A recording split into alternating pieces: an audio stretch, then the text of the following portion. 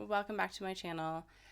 This is not normally the kind of video that I would put out, but this week has been a very difficult week. There's been a lot of hard conversations this week, and there's obviously been a number of things in our news feeds about social justice and race that we definitely can't ignore. So I don't feel comfortable putting out a video about the normal stuff that I would do, but I have seen a number of fellow mommies and mamas and stepmoms that have been talking about the important issues this week, and a lot of you want to talk to their kids about race and social justice and racism, and some of you might have never really had that conversation before.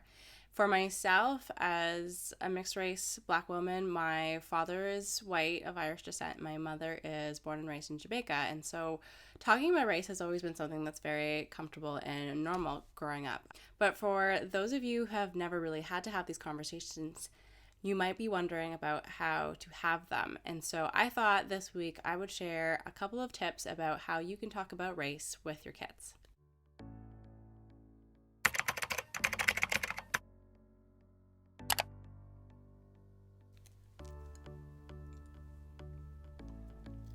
Okay, so my first tip about how to talk to your kids about race is to study and listen first. If this is your first time having to tackle this topic, or it's not something that you normally talk about or you're super comfortable with, like anything else in life, just take the time to do some research and study first. Read some books about race, there's tons of documentaries out there, things like on Netflix, there is When They See Us or 13th. These are really great documentaries that talk about some of the anti-Black racism that is taking place in the United States, or the lived experiences of Black folk. Anything in life, if you're going to be able to talk to your kids about that, you have to be comfortable and have all the information first. It's kind of like that analogy on a plane.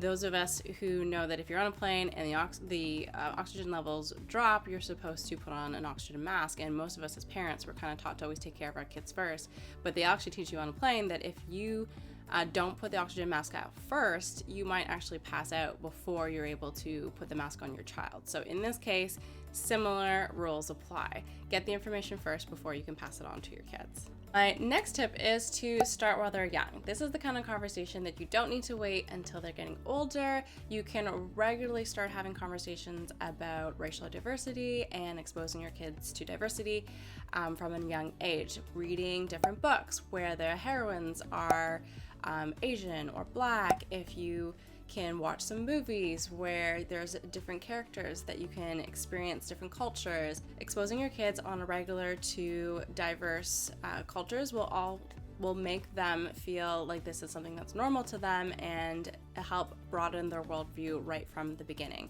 Kids are also very intuitive, so from a very young age, they actually start noticing differences in people from right away, which leads me into my third tip, and that is to not shut down the conversation or shy away from it when it comes up naturally. So kids at a young age might start to notice that people are different. They notice different skin colors and hair colors and eye colors. And because we have entrenched social norms in us, that sometimes when their kids bring these things up, it's natural for us to kind of shy away. If your kid points to somebody and says, "Hey, that person has brown skin," some people might typically react by like, "Oh, shoosh, no, don't say that," or "It's okay, honey, we don't see color," or something along those lines. Instead of not talking about racial differences, simply talk about racial differences in a positive way. So going back to my example, if your kid points to someone and says, "Hey, why does that person have brown skin?" Instead, you can say something along the lines of, "Yes, they do. Isn't it beautiful?" Or, "Yes, it's because that person has melanin." And then you can have a science conversation about what melanin is. So there are different ways to talk about race in a very positive way that will make your child feel more comfortable and make it something that is a regular part of your conversation, and they don't feel that it's something that's out of the norm. My tea's getting cold. Tip number 4 is to avoid unhelpful statements. So these are the kinds of statements that we might think are being helpful to discuss race, but are actually perpetuating the wrong message. So one of those statements could be, "We don't see color." So if you're teaching your child that they don't see color, you're basically teaching them to not see people for who they really are. And for many people, who they are in terms of their race or their culture is a really intrinsic part of who they are as a person. So instead of teaching your kids not to see color, instead to see the beauty and the wonderful differences in people. Another example of an unhelpful statement would be, we believe that everybody is equal. Now, on its own, that seems like a wonderful statement. However, unless you add on this additional statement, it perpetuates the idea that the world is fluffy and everything is great, and it doesn't acknowledge the inequities that people face on an everyday basis. So instead of just saying, we believe everyone is equal, you can add on, but we recognize that not everyone is given an equal opportunity. And then that opens the door to have the conversations about why things in society might not be equitable for everybody depending on their race or their economic situation or cultural background. Tip number 5 is to not expect that you're going to have all of the answers. So even if you follow tip number 1 and have studied and done your research, this is something that might be new to you and you're still not going to get this all right. The best analogy I could give for this is, imagine if your car broke down and you went to a mechanic and he said, hey, here's a textbook and here's some YouTube videos, and you watched them. And he even said, you know what, you can watch me open the engine and take it apart and put it back together. Would you still feel comfortable enough to diagnose the problem with your engine and pull it apart and put it back together?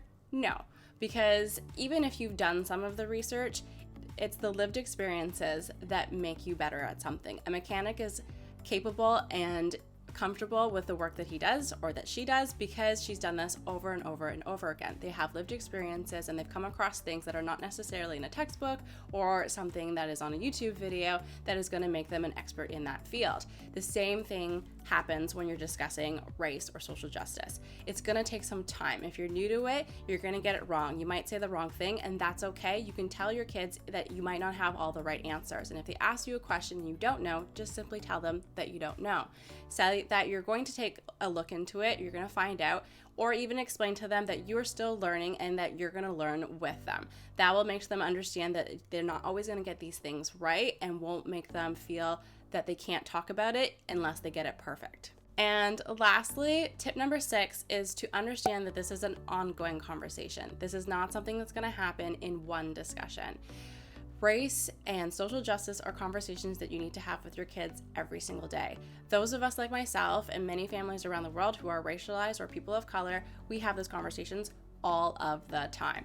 My kids have been hearing about inequalities and social justice and all these important topics for a very long time. So when things like the horrible tragedy of George Floyd's murder happens, they are more well equipped to have these kinds of conversations because we've been talking about them since they were young. So understand that this is not something that you're just going to talk about this week or the next coming weeks. This is something that you're going to have a lifelong conversation with your kids about so that when they grow up, they understand all of these important issues and they are going to feel comfortable and equipped to speak out when they see inequalities, when they see racism, and they're going to feel that they can have these conversations because they've been having them with their parents for a very long time. Those are my 6 tips on how to talk to your kids about race. The list is not exhaustive, so please feel free to comment below. I'd love to hear from you if you have any other tips about how to have these hard and difficult conversations with your kids. I hope you found them helpful. Thank you so much for watching, and I will see you next week.